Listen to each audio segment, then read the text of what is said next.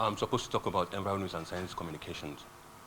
That's an overview, experience in science communication, experience in emerging biotechnologies, how we relate with scientists, science communication challenges and recommendations. General overview of Environment Nigeria. It's an online platform focused on environmental science issues, climate change, sustainable and development in Nigeria and beyond. It was established in 2012 as a hub for environmental science journalism. It promotes in-depth coverage on topics such as climate policy, renewable energy, pollution, science and technology, agriculture and biotechnology, nature conservation, and related legal and regulatory developments in Nigeria and beyond. By the way, we courtesy of one of our contributors that's here today, we broke the news on the release of Ghana's first biotech crop report bearer resistant cowpea on July 25, 2020. Thanks, Sama, for that. So the platform plays a critical role in raising awareness about environment and biotechnology-related challenges and successes in Nigeria, particularly by covering significant events on biotechnology and biosafety, which demonstrate the nation's commitment to safe biotechnology and food security. The website explores the legal aspects of environmental issues in the country, highlighting cases where environmental matters have been successfully addressed in Nigerian and international courts, which signify progress in environmental justice in the nation. We know the importance of environmental justice. Overall, Environment Nigeria serves as a vital resource for anyone interested in understanding the environmental science landscape and ongoing efforts towards sustainable development in Nigeria and beyond.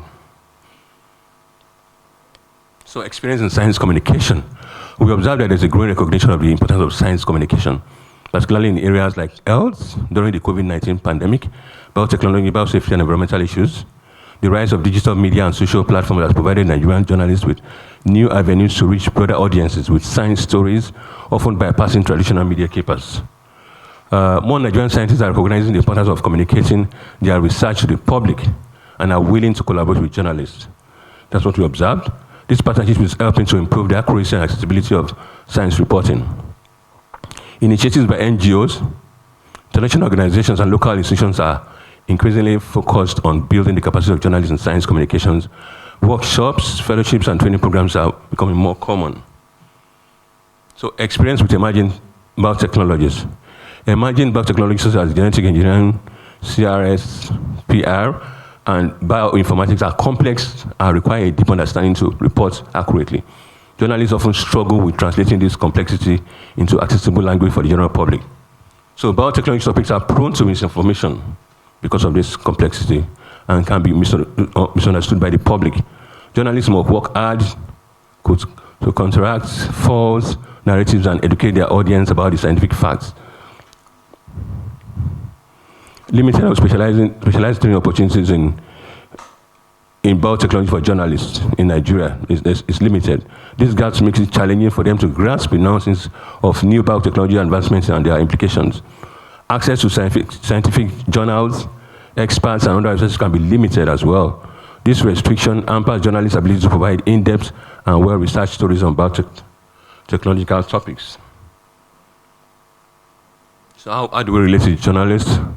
We acknowledge the scientists' expertise and respect their knowledge, creating a foundation of trust and encouraging scientists to share insights and data. Clear communicate of our intentions, our deadlines. This is what we want to do. We communicate it clearly, and deadline and the scope of the story. So therefore, we build a transparent relationship where scientists feel comfortable providing information. That's building trust. While scientists may use technical language, we strive to understand it and translate this into terms that are accessible to the general public. We demand from scientists to explain or clarify complex concepts. We read up their research, ask informed questions, and demonstrate curiosity about the subject matter. The report recognizes the importance of the scientist's work. That's the final report. We try to be patient and flexible with interview timings and follow-up. Our scientists are often rather busy with their schedules. We respect any confidential agreements. That's very important. We stay in touch with scientists even after story is published. That's very important as well. We strive for accuracy in representing the scientists' work by avoiding sensationalism or oversimplification. We credit the scientists appropriately in the stories to encourage further collaboration. We handle criticism from scientists constructively, using it as an opportunity to learn and improve our reporting. So when we are criticized, we take it positively. So challenges. Some scientists are unable to tolerate views contrary to theirs being reflected in the same reports. I had this experience some years ago. A scientist claimed to me that, contrary to the rules of journalism, science stories should not be balanced, but reflect only the science side, which is very challenging to me. I didn't know how to handle that for some time, but as a journalist and an editor, I have to respect the tenets of journalism. He says they are not scientists, so you shouldn't reflect them, which is very, very curious. Limited access to scientific resources, databases or experts, making it difficult to verify information or access cutting-edge research. Media outlets may prioritize stories that attract more immediate public interest, such as politics or entertainment, or business stories over science stories, which might be seen as less engaging. Some of them find politics as business more profitable. They bring adverts, they bring more readership, so they give priorities to such stories and relegate science stories to the background. Science journalism requires specialized knowledge, but many journalists in Nigeria may not have formal training in science or communication, or science communication. Biotechnology topics are prone to misinformation and can be misunderstood by the public. Journalists must work hard to counteract false narratives and educate their audience and scientific fact. This is not left for the journalist to develop himself. Journalists covering emerging technologies face a challenge, yet rewarding task. With proper training, resources, and collaboration with the scientific community, they can enhance their ability to report on these critical issues, contributing to public understanding and informed decision-making. Recommendations. Science journalists should personally, and I just stretched out to my writers and reporters, seek knowledge opportunities to build your capacity and improve the quality of your work.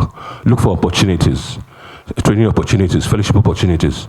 You develop yourself and make yourself better and improve the quality of your work. It's good for you. Media organizations should devote resource space to do and publish broadcast science stories and give less priority to business and politics. They should be they should make it a duty they owe to the society to prioritize the science stories, not just for profit. Science stories are very important, and the media organization should take it serious as well. Organizations should organize more specialized trainings in biotechnology for journalists and provide incentives for journalists to encourage them to produce quality science journalism, like awards and fellowship programs like that. Journalists should should use clear, concise language to explain technical terms and ideas. I mentioned that before. Journalists should tailor their messages to their audience's level of understanding and interest. That's very important. Journalists should leverage images, video, infographics, and interactive tools to help illustrate complex contents. That's been multimedia. You can use images and video infographics to explain what you're doing, or your stories, or your ideas better. Journalists should establish credibility by citing sources, acknowledging uncertainties, and being transparent about methodologies. Utilize social media, personal blogs, traditional media, podcasts, public events to reach broader audience. You can use apart from where you're working, you can have your own personal blogs, traditional media, podcasts, and all these things to reach a broader audience. Correct misconceptions and provide accurate information to combat science denial. Adapt to new challenges and opportunities. So that's very important. Be free. Things are always changing, so lend yourself to new challenges and opportunities that emerge. Thank you.